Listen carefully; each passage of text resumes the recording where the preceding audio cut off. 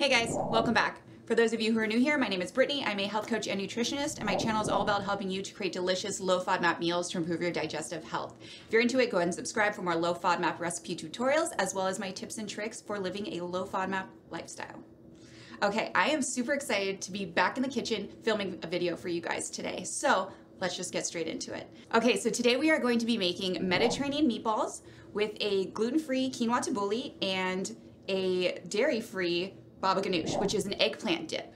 I really like it because eggplant is one of those veggies on the low FODMAP diet that you can actually have a little bit more of. The serving size is 3/4 of a cup. I really like to pair this with a lot of Middle Eastern dishes instead of hummus. As you'll see in my last video, chicken shawarma, you probably noticed that you can only have like 2 tablespoons of hummus, which like you can make work, but it's like you want more hummus, you know? So here you're gonna actually be able to have a little bit more of the BABA ganoush, so I really want to teach you guys how to make that, okay? So let's get started.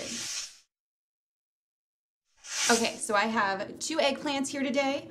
I am going to be making quite a bit of BABA ganoush because my next video I'm going to be making a BABA ganoush pasta salad, so keep an eye out for that. But when you're picking the eggplant, you want to make sure that you pick one that's like firm, but also like a little bit like tender and supple. You don't want it to be too soft and wrinkly on the outside. You want it to be like firm, okay? I also like to pick 2 that are like the same size and shape so that when I roast them in the oven, they roast evenly. And we have our oven on 400 degrees, okay? So let's prep these. Okay, so we're going to start by removing this part. Okay, so I'm just going to cut this top part off.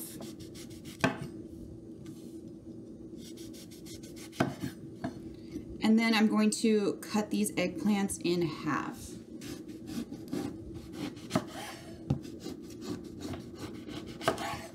I also like to score the eggplants.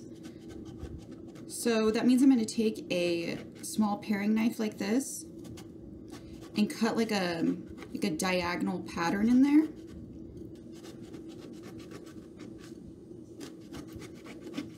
So normally I would put this on the cutting board like this and cut it so that I don't stab my hand.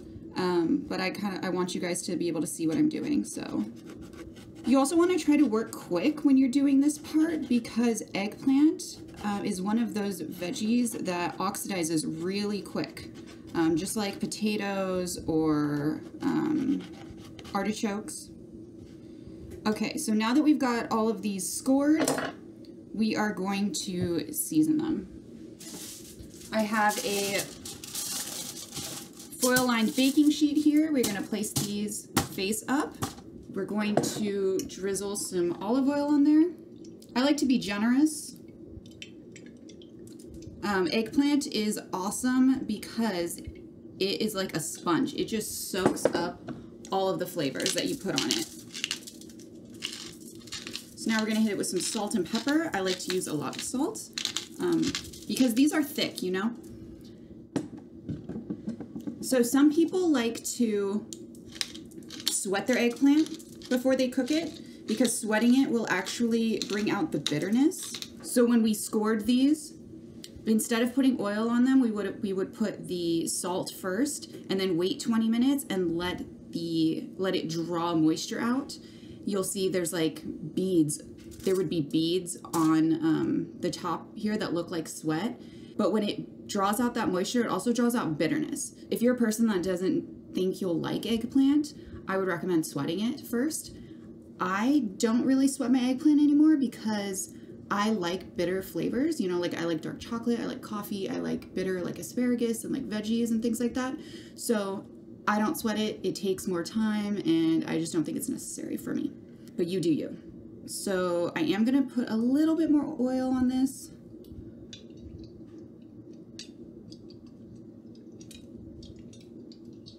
So now we're gonna put this into a 400-degree oven for 1 hour.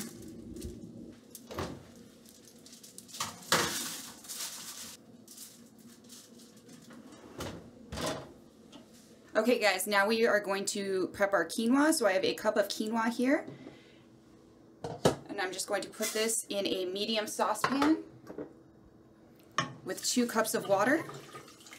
Okay, so I'm going to start this over a medium-high flame. Just like rice, to get it started, I'm also going to add a teaspoon of salt.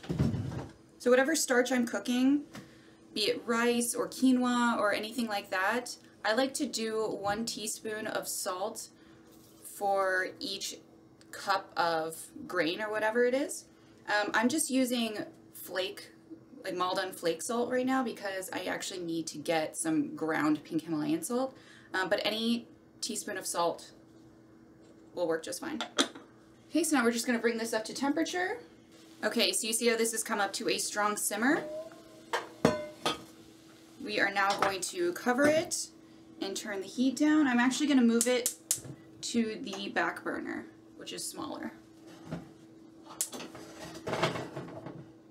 So the trick to making rice or quinoa on the stove is that when you move it to the smaller burner and turn the heat down, you want to make sure it's still at a strong simmer, because if you turn the heat down too low, then it will take too long to cook. It won't cook all the way. If you turn it up too high, you'll burn it. Which is why I highly recommend investing in a rice cooker, because then you can just set it. You don't have to think about it. I do need to get a new one. Okay, so you see how this is still at a simmer? That's what we want.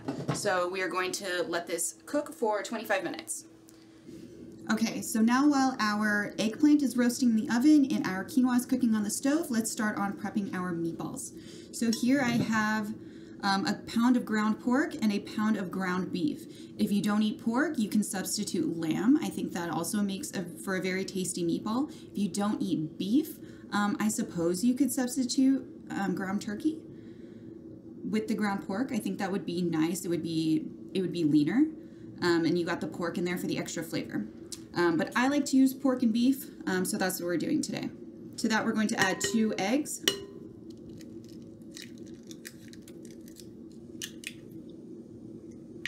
We're also going to add half a cup of gluten-free breadcrumbs.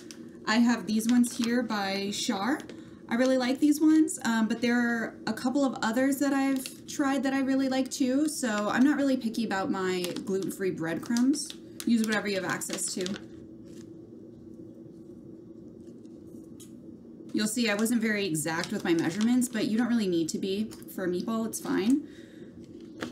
You'll also notice that this is very similar, that this is the exact same base as my Swedish meatballs. There are just a couple of different things. We're switching up the herbs and we're switching up the spices. So if you wanted to make a different flavor kind of meatball, you can totally use this base and flavor it any way you like. The last thing in our base is salt. So again, my general rule of thumb is 1 teaspoon of salt for every pound of meat. So we're going to add 2 teaspoons of salt. Again, I'm using the Maldon flake salt, but you can use whatever you want. Okay, so that's our basic meatball base. Okay, now to our mixture, we're going to add 2 teaspoons of cumin and 1 teaspoon of coriander. Okay, so now we've got some fresh herbs here. We have parsley, cilantro, and green onion. We're going to chop up a little bit of that to throw in our meatballs. Okay, so we've got about a tablespoon of parsley. We're also going to throw some cilantro in there, but if you're one of those people that doesn't like cilantro, go ahead and skip it. Okay, so about a tablespoon of cilantro.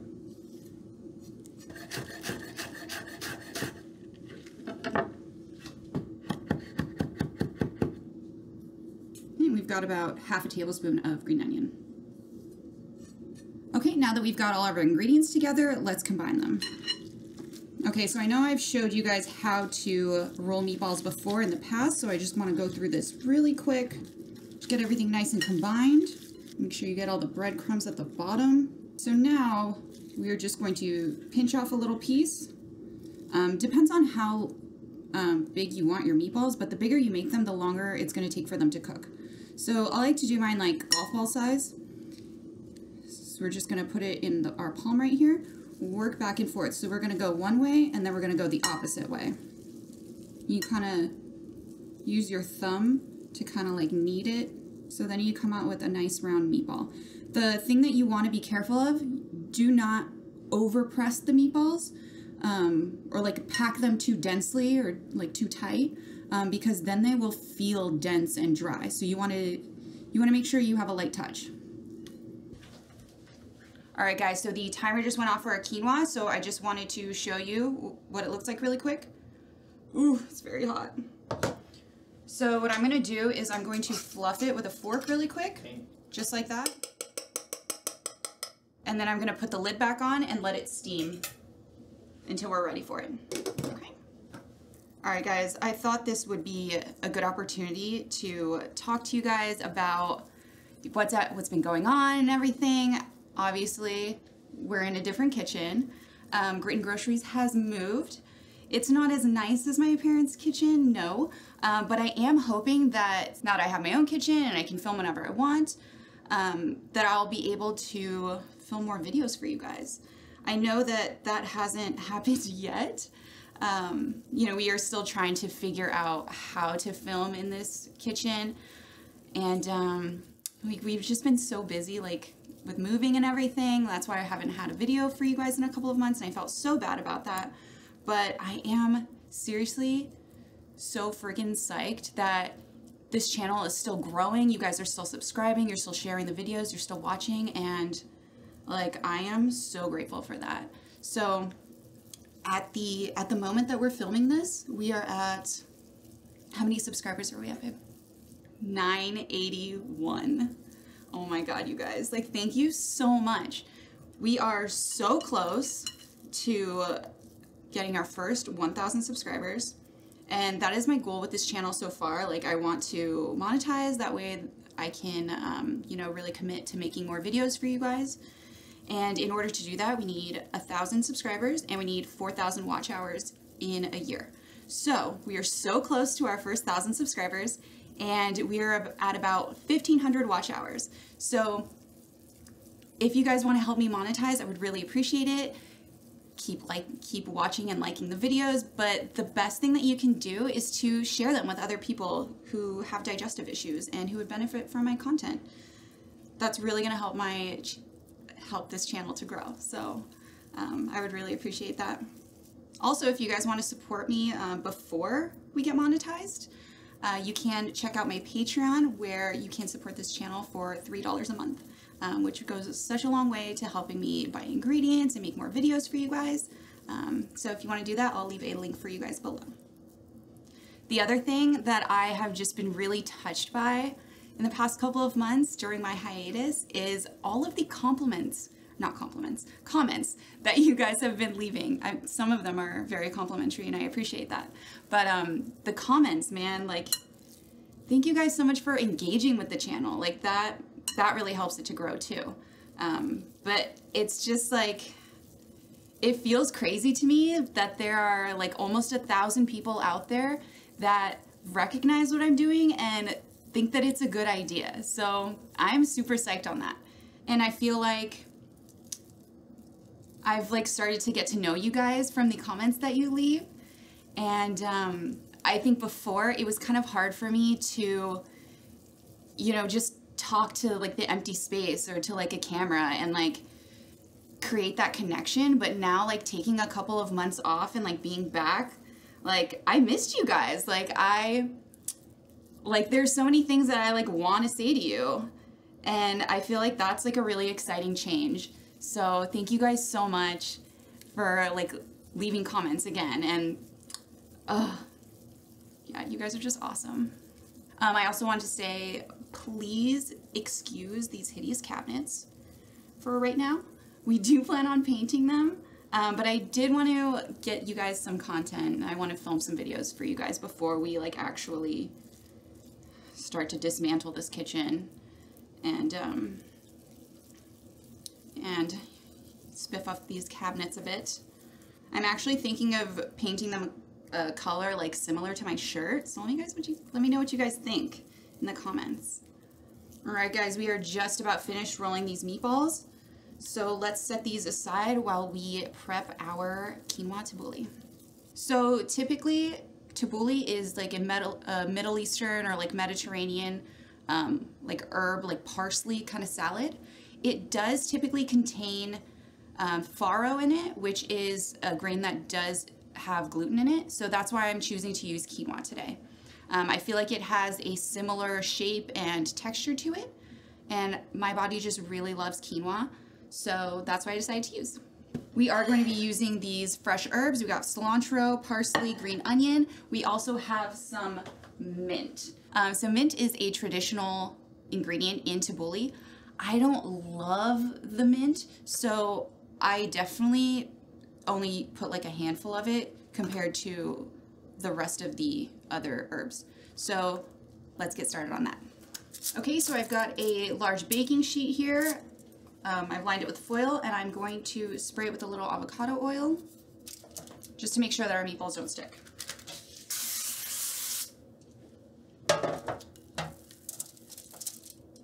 These aren't the roundest meatballs, but I actually like don't care about that because like it reminds me more of like a Middle Eastern kefta or a kebab, you know? Also, if I want my meatballs to be really round, then I like to do them on the stove the way that I did them in the Swedish meatball video. Okay, so now we're just going to set these aside until our eggplant are done. Okay, so I'm gonna start with our parsley, since this is, I feel like it's primarily a parsley salad. So I actually have 2 bunches of parsley here because they were very small at the store. I find that here in Southern California, during the most intense part of summer, it can actually get hard to find fresh herbs like parsley, cilantro, green onion. Like you get like really small ones like this. So this might be a recipe that's best for fall and spring, depending on where you live. So I'm going to be using both of these. Just going to give them a quick mince.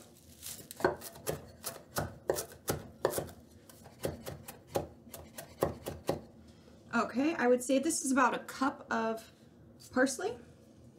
I'm going to do the rest of this bunch of cilantro. I don't want to put in too much cilantro. I don't even think that cilantro is typically a traditional ingredient in tabbouleh, but I like it, so I'm going to add it in there. Okay, so this is about 2 tablespoons. And we're also going to add a handful of mint. I don't like to use mint stems. I feel they're too fibrous. So I am going to pick off this mint. It smells like toothpaste. That's typically why I don't like to use too much mint in my cooking. It just reminds me of toothpaste. But it is nice to have like a little bit. Okay, so now we have about a tablespoon of mint. No, that's probably like 2 tablespoons. Okay, just want to let you see what our eggplants are like now that they're done. They are a nice golden brown. So let's put this aside and pop our meatballs in the oven, still at 400 degrees. They are only going to cook for 20 minutes, okay? So now to our herbs, I'm going to chop up a tomato and add that. I'm going to dice up this tomato on the smaller side because I feel like that's what pairs well with with the minced herbs and like the tiny little quinoa grains. I also prefer to use the common vine tomato instead of a Roma tomato or a cherry tomato for this recipe because I think it is a little bit more traditional, but it's also lower in FODMAPs. Okay, we're going to add that. Next, we're going to be adding some cucumber. I like to peel my cucumbers because the skin is a bit waxy and hard to digest. We're only going to be adding half a cucumber to this recipe. Okay, so we're also going to be dicing this up on the smaller side to match those tomatoes. So I cut it in half, and then I cut it into 4, and then we're going to cut it this way. Now I'm not going to add this in yet because our quinoa is still hot, and I don't want to like cook our cucumber. Like I feel like that's weird. You don't want hot cucumber. So let's move this aside and add our quinoa. So I like to add the quinoa to the herbs and the tomato when it's hot because I feel like it kind of releases the flavor from the herbs. So I'm gonna start by adding half of our quinoa. All right, just give that a quick toss. Okay, so I'm not going to add the rest of my quinoa. So I guess we only needed to make half a cup of quinoa. So I'm going to, I'll have the full recipe for you guys linked on the website. But the reason I'm not adding the rest of the quinoa is because I want to have like a very herbaceous salad. That's what tabbouleh is. So if I add too much quinoa, it's going to change the ratio. So yeah. Okay, so now we're going to add the garlic oil and apple cider vinegar. Okay, so we're going to add a tablespoon of garlic oil and half a tablespoon of apple cider vinegar. Okay, now we're going to add in our cucumber now that our quinoa has had a chance to cool. And we're going to finish it up with some salt and pepper. Just going to add a few cracks and give it a taste and see where it's at.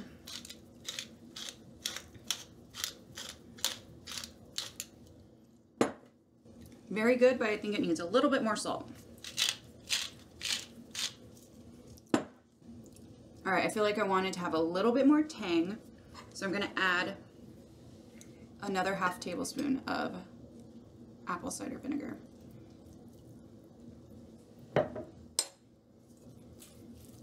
If you have an issue with yeast and you are not eating vinegar, then you can just substitute lemon juice or any other acid. Perfect. Okay, now let's set this aside while we start on our baba ganoush. All right, so our meatballs are ready. Look how amazing they look on this side that was on the oven. Oh, that looks so good. But yeah, I feel like I should have turned them over halfway through, but you guys try that, let me know how it works. Okay, now so we're going to take our roasted eggplants, and they're still warm, they have cooled a little bit, which is nice so we can actually handle them. So I'm going to take this eggplant, pop it into my bowl here, and just scoop it out of the skin. As you can see, this part can get a little bit messy. And don't worry if you get like a little bit of eggplant skin in there. You can eat eggplant skin, so like don't be worried.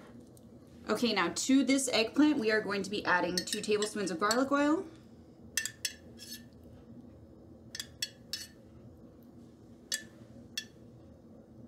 And I'm going to start out with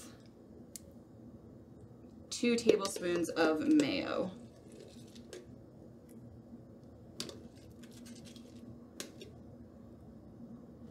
For this, I like to use an immersion blender straight into my bowl. You can do this in a Vitamix or a blender, but I find that the immersion blender just works the best. That's the other reason why I chose to use this bowl, because an immersion blender works best when it's fully submerged.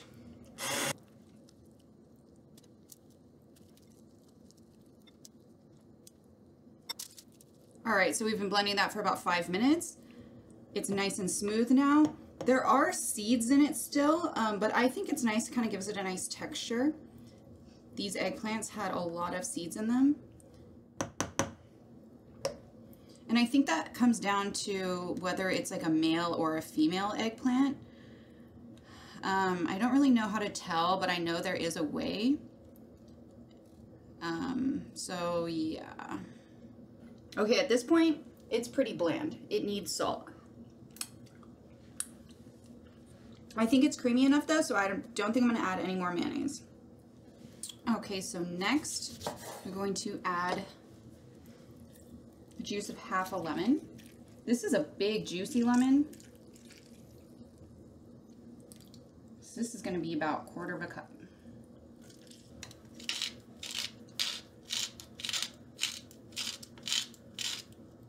Okay, so I know it's a little bit hard to see how much salt I'm adding because I'm using the grinder, but I will have full measurements in the recipe on the website. But start with 1/2 teaspoon of salt and then taste as you go, because you really do need to salt it to your liking. And lastly, we're going to add a 1/2 teaspoon of cayenne pepper, which is going to give this a little bit of heat. If you don't like spicy food, if your stomach can't tolerate it, that's fine. Totally skip it. If you want to add a little bit of red pepper, but maybe something not as spicy, you could go for paprika instead. Okay. All right, looks like everything is ready, so let's plate it up. All right, we've got a few of our meatballs. Some of our Quinoa Tabbouleh.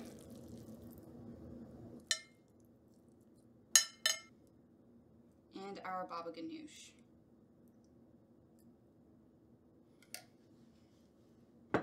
All right, let's give it a taste. All right, guys, let's dive in. So good. Meatballs are nice and juicy. They have a nice crisp like crust on them on one side. Really helps to enhance that texture. Oh, and the BABA GANOUSH is just the perfect complement. It's got like a little bit of spice. It's a little bit sweet, a little tangy. It's perfect with the meatballs. And then the tabbouleh is nice and fresh, nice and herbaceous. It's got a nice little hint of mint. Super good. Perfect for a hot summer day. My God, this BABA GANOUSH is so good. I can't wait to turn all of this into a pasta salad. So make sure you come back next week if you're interested in seeing that. So good. The beautiful texture on the meatball.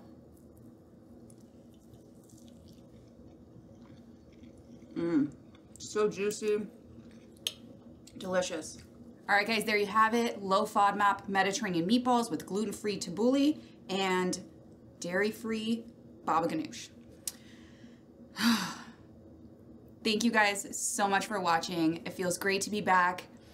Please subscribe to this channel if you are interested in more low FODMAP recipe tutorials, and I will see you guys next time.